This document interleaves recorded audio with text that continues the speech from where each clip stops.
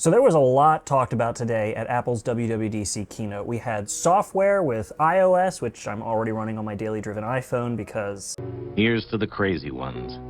Yeah, we have iPadOS, which I'm also going to be testing, macOS, watchOS, and tvOS. Tons of software, and I'm going to talk about those in a later video because I actually like to test the software before really diving into what I think about it.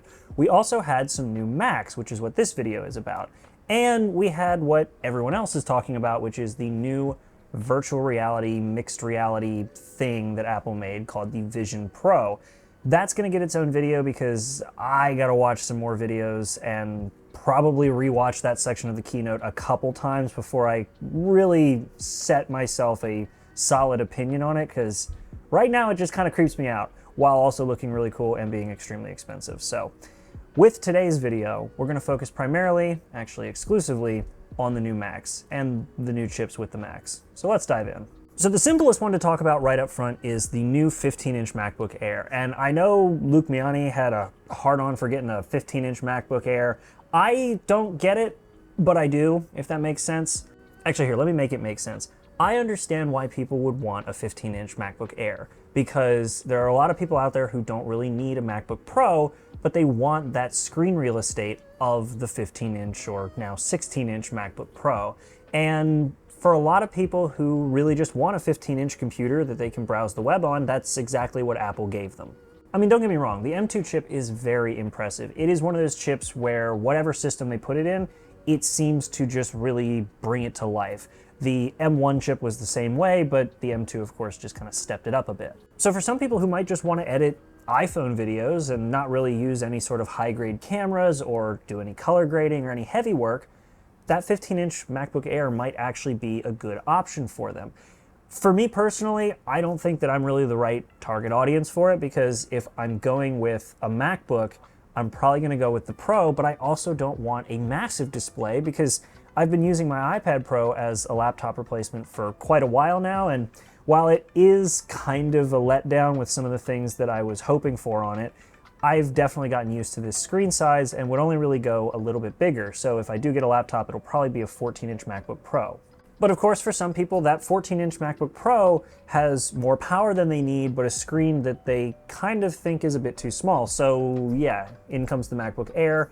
You now have a 3.3-pound 15-inch laptop.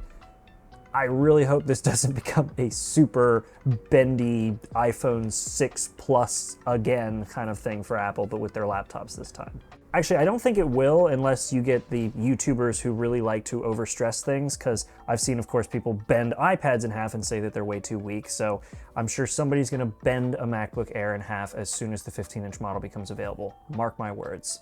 And I also fully anticipate people to say that because of the bigger device, you now have a wider thermal envelope, so when we take it up on the roof in the middle of summer to run Cinebench for 4 hours on loop, it won't overheat as quickly.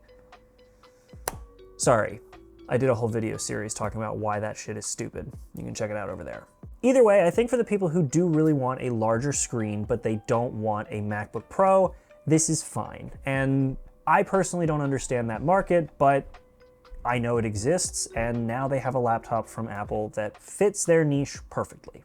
Oh, and also one last little note here, this MacBook Air can only be optioned with the M2 chip. You can't get the M2 Pro, which I'm sure most people are going to find fine because it was the same way with the 13-inch model. However, the base configuration of this MacBook Air comes with 8 gigabytes of RAM and 256 gigabytes of storage for $12.99.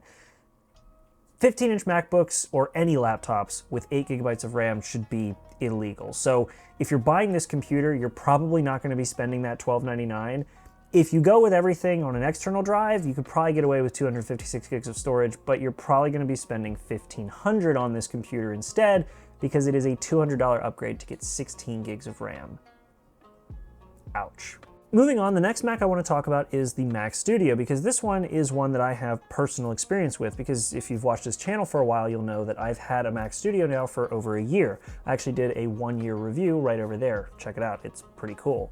But this one is one of the 2 Macs that had the least amount changed externally while having quite a bit changed inside. But this one kind of makes sense, not like the other one. We'll talk about it a bit. But even though the Mac Studio looks the same on the outside, the inside is where the differences lie, and those differences come in the form of the M2 Max, which we saw introduced back with the MacBook Pros, and the brand new M2 Ultra, which is two M2 Maxes stitched together.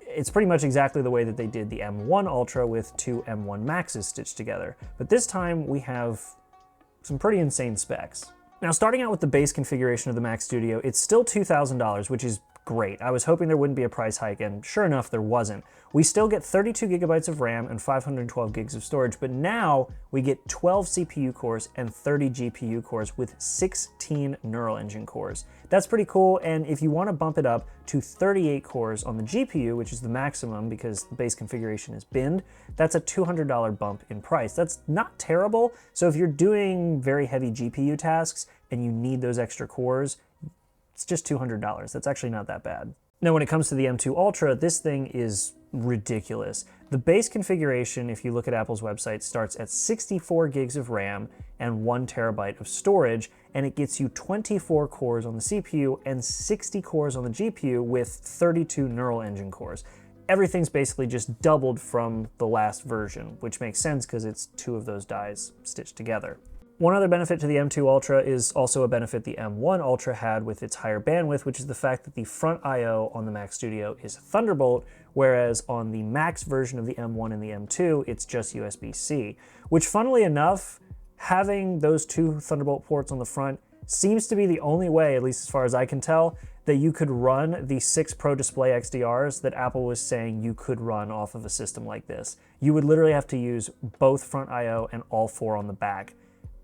I don't know who'd be running a configuration like that, but it sounds pretty baller and also pretty ridiculous. But if you did want to run a normal display that's HDMI capable, the new HDMI port on the back supports, of course, the newest 8K standard with 240 Hz refresh rate. That's pretty awesome, and so if you happen to need a high refresh rate or 8K, both of those are now options with the HDMI port on the back. Generally, the Mac Studio is a nice upgrade. I think that for anybody who's coming from an Intel Mac, this is pretty much one of the best times to buy one of these little monsters, because even though the first gen, the M1 versions, were fantastic, and I'm not going to be upgrading mine anytime soon, you're just getting so much power packed into such a tiny box that for pretty much anybody in the creative field who is working with video or photo or audio to any capacity, these things are ridiculous. I think that they are the best value you can get in a Mac for a professional workflow right now. Unlike the last Mac that was announced, because we finally have an Apple Silicon Mac Pro, and I don't think it's what any of us were anticipating. So the new Mac Pro is basically a Mac Studio with PCI Express ports on it, which is cool if you don't think about it too hard, because where the previous Mac Pro excelled at expandability and upgradability, RAM upgrades, SSD upgrades, tons of PCI Express ports, powerful graphics that you can then upgrade later, and those really clever, if not a little pricey, MPX modules, all of that made the new Mac Pro seem a bit like a downgrade. I mean, don't get me wrong, the Mac Pro now with the M2 Ultra chip, which is what it comes with standard, is a performance monster when it comes to audio and video.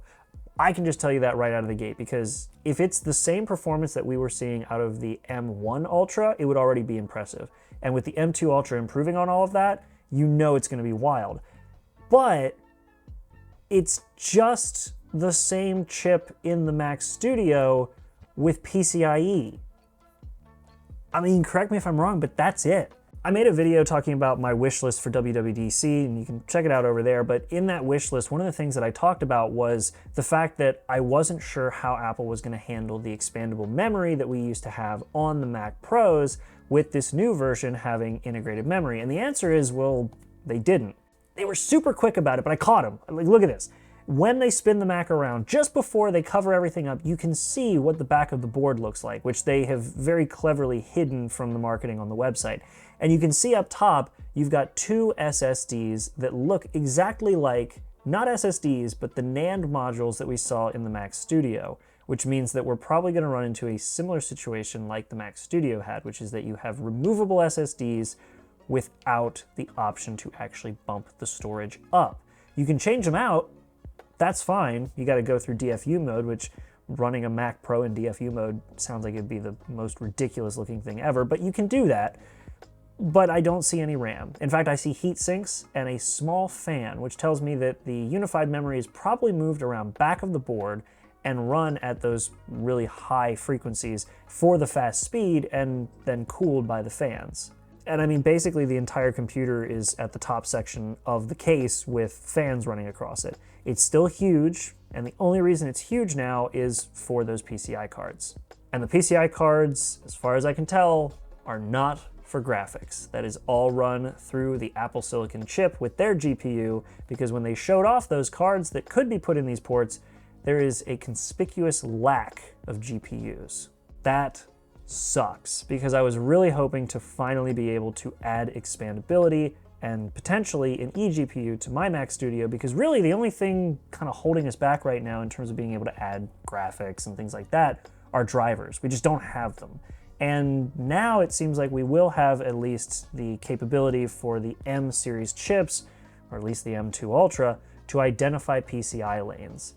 I hope, but I doubt. Also, what is this lock for at the back? Why is that there? That used to be for the RAM, but there's no RAM. Is this to access the SSD? Are we actually gonna have like expandable storage? Again, I doubt it, but I think it might be cool if they did that. I guess we'll see.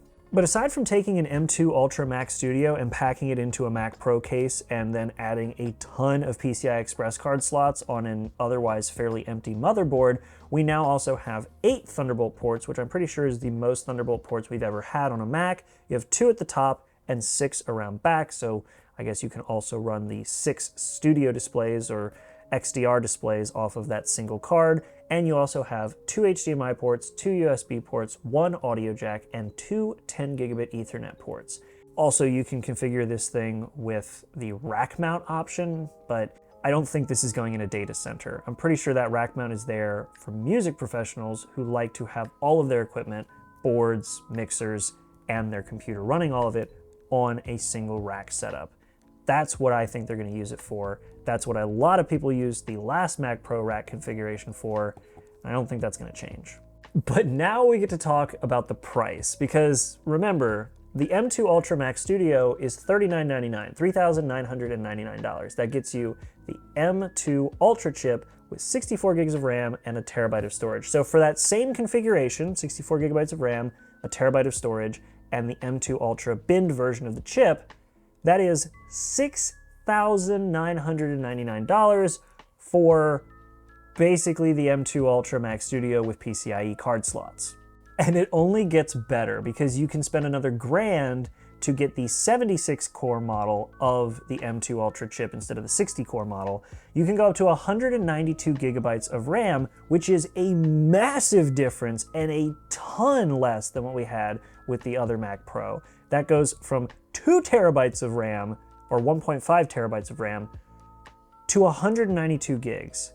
That is a massive drop off. That's actually probably my biggest gripe with this thing, but also the amount of RAM was also a little ridiculous on the last one. I don't know where to sit with this because I'm not the right target market, but it's ridiculous. And if you go with 8 terabytes of storage, which is all SSD storage, that's an extra $2,200. You can also get wheels, which are also $400. But if we max out everything and don't buy the wheels, this computer comes in at $11,799. $11,800 if we round up. That is ridiculous. However, it is also a lot less than the $54,000 we could have spent on the other Mac Pro, the Intel Mac Pro. And this is a lot faster, but it also has a lot less options, which I'm kind of torn on. See, Apple moving the Mac Pro to the Apple Silicon platform has pretty much solidified what a lot of us who have been paying close attention have seen coming for a while, which is the fact that the Mac Pro is not what it used to be. What it used to be was an extremely expandable and extremely upgradable computer made by Apple that was primarily focused at pros, but was also approachable by the average consumer buyer who was a little more on the enthusiast side. But nowadays, it is fully pro-focused. There is no reason for the average consumer to buy this thing. And for me, honestly, I think that this is now just a Mac Studio tool, which is what my Mac Studio is. My Mac Studio is a tool, it's not a toy. But it's a tool that now lets you expand on it, but you're not going to be upgrading it to keep it around for a long time, which is very unfortunate because I don't see this Mac Pro lasting the same way that we saw things like the 2010 Mac Pro lasting, where even though that thing was no longer supported, people dragged it on and on and on and still got impressive performance figures for the computer's age because it was just that upgradable. That's not a thing here. And I feel like it probably never will be a thing. I mean, just the RAM not being upgradable alone makes it not a thing for me, but it's just a weird computer. And I feel like Apple kind of phoned it in on the Mac Pro, despite the fact that the Mac Studio is still a fantastic machine, and even going back to the MacBook Air now stretched up to 15 inches, that at least is something different that is answering what people have wanted out of that computer. This doesn't really answer what people have wanted out of this computer because people want PCI for expandability and upgradability, and Apple gave them one of those two, and it kind of bugs me. I mean, at the end of the day, it's always cool to see hardware announcements at WWDC because we don't normally see that. And the fact that 2 of the 3 I can at least wrap my head around, that being the 15-inch MacBook Air, which I can get my head around why people like it, but it's not really for me. The Mac Studio, I think, is the best value on the upper echelon of Apple's hardware. It is an incredible package with a ton of performance at a pretty good price for what you're getting. I would say on the base model, a great price for what you're getting. But the Mac Pro is the only one that doesn't make sense to me. And until I see some more videos of people who have way more money than I do actually trying it out, I don't know. I just feel like it's not for me, obviously, and I don't get it. But we'll see. We'll see who buys it, aside from the YouTubers who will obviously buy it to review it. But either way, those are my thoughts on the new Macs that were announced at WWDC, and actually the Mac Pro being announced means that Apple is done with their Apple Silicon transition. It took a little longer than I think they were anticipating, but they're here now and there are no more Intel Macs. Let me know in the comments what you all think about these new computers. Do any of them make sense? Do some of them make sense? What do you think?